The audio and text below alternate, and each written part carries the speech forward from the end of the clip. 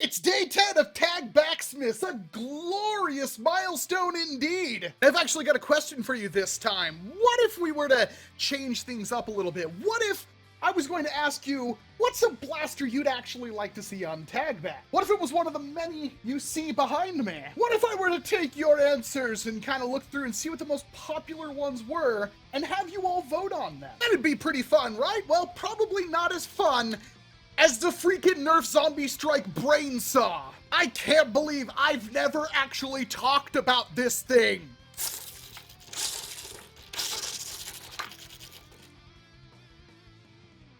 I mean, it could be cooler, but that's still kind of rad. More zombies, need new blasters! I combined a blaster with chainsaw-like action. I call it Brainsaw. I combined a tennis racket with a beach ball. Yeah, let's go with Brainsaw. New 2-in-1 Brainsaw to cut through zombies and 8 darts to finish them. New NERF Brainsaw. It's a Nerf for nothing! Yeah, the Brainsaw's a 2016 blaster that gets its name from the fact that it looks like a chainsaw and zombies like brains. Therefore, it's the Brainsaw.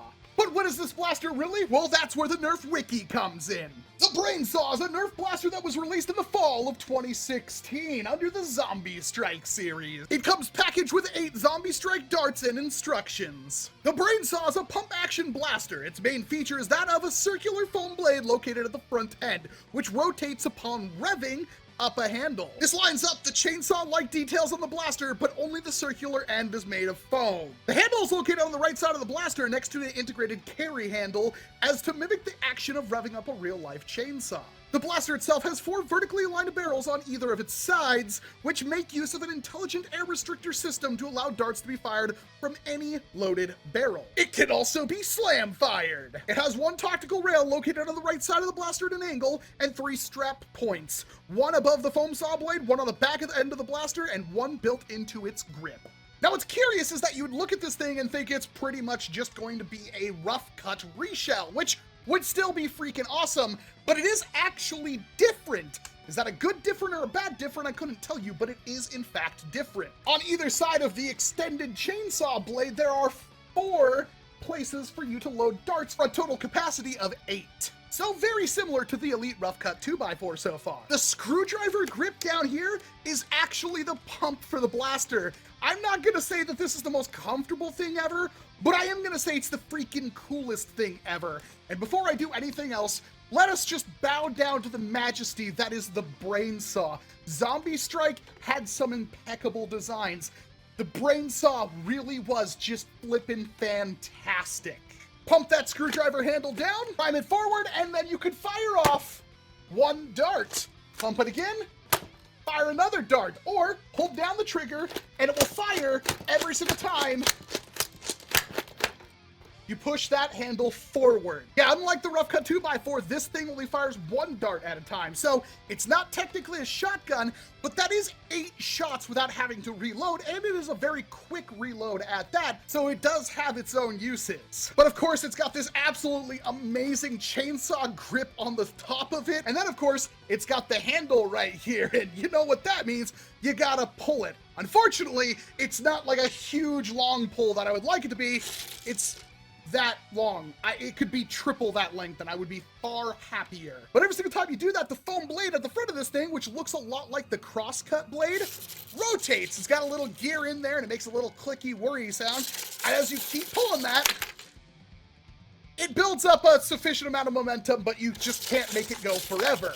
You have the 1 tactical rail on the side of the blaster, which is easy to overlook because it kind of blends into the design here. And the rear grip is typical ZOMBIESTRIKE flair. It's got a comfortable trigger and it's overall a good, comfy design that looks amazing. If you have never used a Brainsaw, I feel bad for you because this thing is just, of all ZOMBIESTRIKE, one of the best blasters. I mean, it's even like, oh man, Hasbro, what more could you have done with this shell though? There's so much cool things. I wish all of this was a chainsaw and you actually did have chainsaw revving sounds and motorized action and all that cool stuff. Like, this deserves so much more love. You could do a Nerf Limited of just this shell, just with extra chainsaw features, and I would love it. So it's a pretty comparable blaster back in the day. Performance is Elite standard, although with the smart air restrictor system, you tend to lose velocity the more shots you take, just because the airflow gets a little bit longer every single time. The chainsaw feature, I mean,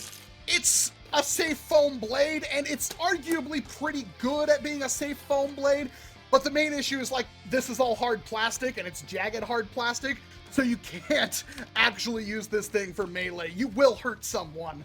But it's a cool idea, I guess. I wonder if that's one of the reasons why this thing disappeared, because somebody got brainsawed by the brainsaw. However, because of the smart air restrictor system, this thing has very limited mod potential, which is unfortunately a problem with most smart AR blasters. But what does this thing offer us in the present besides being the coolest chainsaw-themed blaster I could really ever think about using right now? Well, one notorious modder in the ecosystem, Al the Geek, has made himself known by doing some of the coolest and best paint job integrations you can find in this hobby. And undermounted barrel brain saws is something that he's really good at. So is it a performance powerhouse? No, and you'll probably never really be able to get it to that point. However, it is one of the coolest blasters ever. And just by the sheer look alone, even with no paint application, Hasbro did a really good job at making this thing look the way it's supposed to. But darn it, if this wasn't one design I really wish Hasbro would go back on and just give it the full, just do everything Chainsaw and Zombie Strike thing they could to bring this up to absolute perfection. This is like one of the one blasters where flywheels make sense. Yeah, it's no secret that I love the Brainsaw, and I absolutely had to talk about it because apparently I never have on this channel, and I've made a goal of picking up like every single one of these I can find. This one I paid about a little over a year ago $11 for at Goodwill. That is a lot of money for a blaster, but if it's a Brainsaw in this good a condition, you know I have to have it. And someday I really hope to do something fun with the NERF Zombie Strike Brainsaw, but let me know if you have any fond memories of this blaster, or if now you have another thing you have to go find. Luckily for you, I've checked the prices, and loose one of these don't seem to cost all that much, about what you would expect, and I really kind of hope I can find a decently priced sealed one, because it's another blaster I desperately want to have on the wall behind me. Not bad for day 10, and of course we got a lot more videos in the month of TAGBAXMAS, where we take a look at blasters of the past to see what they could offer us today in the present, which is something I probably should have done at the beginning of the video, because this time it was on the Brainsaw, and tomorrow we'll have another video that will be on another blaster, something with Tetra in the title. I'm Walcom S7, thank you very much for joining me for this video. Chances are if you got to the end, you like what I do here, so please hit like, hit subscribe, ring the bell, leave a comment, do all that algorithmic garbage to help the channel grow, so you can help this hobby grow. And of course, I have to see you in an entirely different video. I now get to spend the next like hour and a half trying to figure out how I make myself look like Chainsaw Man, because oh my god, can I give this a Puchita, like, paint job? Like, little googly eyes on? Oh my goodness. I have CO2-powered chain... I have plans.